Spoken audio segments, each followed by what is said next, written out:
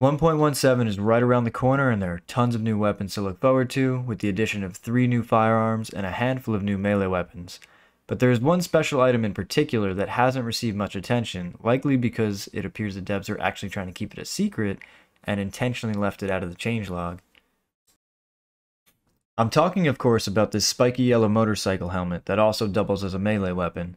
Now, this is the first time in DayZ a clothing item can also be used as a weapon, and that on its own is pretty cool. But when you look at the mystery and lore surrounding this item, the implications become much larger. Yes, DayZ actually has some lore, despite not having a story mode, so get ready to go down a bit of a rabbit hole. We're going all the way back to 2019 when DayZ left early access and was released on Xbox. In March of 2019, Bohemia released a cinematic trailer depicting an unknown protagonist, a young girl in search of her father or possibly brother, who crosses paths with our also unknown antagonist, some dude wearing a yellow motorbike helmet. While the trailer was really intriguing and even included some Easter eggs of its own, at the time it really didn't have any significance. The whole thing just leaves you with more questions than answers and doesn't really have any definitive outcome.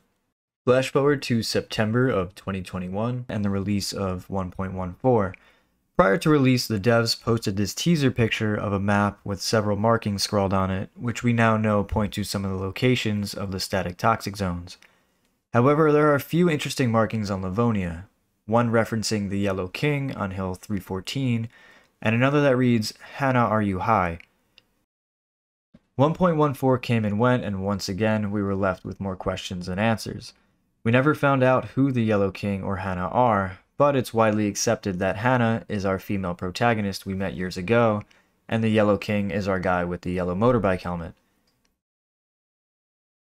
Now with 1.17 on the horizon, we get this secret motorbike helmet with a sort of spiked crown, and a mysterious castle at that exact location of the Yellow King marking on the map. So what does this all mean? It seems the devs are creating some kind of narrative-driven storyline within this open-world sandbox. The clues appear to be leading us down the path of this Yellow King and Hannah. Whether or not these characters are still alive, or if we're just chasing ghosts, uncovering relics that tell their story, remains to be seen. It's also possible the devs are foreshadowing a new type of dynamically spawning event like King of the Hill, which we've seen on some modded community servers. In fact, the helmet's spawn location in the files is listed as special, and it's the only item of that kind, so perhaps it will be some type of reward for competing in an event. In any case, I really love that the devs have given us more to explore and unearth with each new update.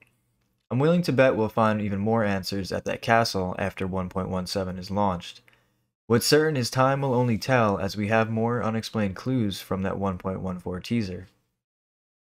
There's Hannah Are You High, which might be in reference to 420, the popular weed smoking holiday that also happens to be the day after 1.17 is released. So keep an eye out for maybe an event or an Easter egg, as Bohemia has done this for many holidays in the past. Then there's this quote from A Clockwork Orange, "Initiative comes to them that wait," that somehow ties into our Yellow King story.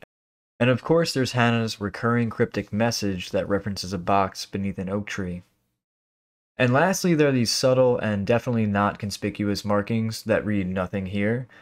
I think it's safe to say we'll likely see some changes to Scalisti Island and the southern part of Livonia in coming updates. In any case, there's definitely some interesting things going on with this update. If you guys have any predictions of your own, please let me know in the comments. Don't forget to like and subscribe, and we'll see you in the next DayZ video.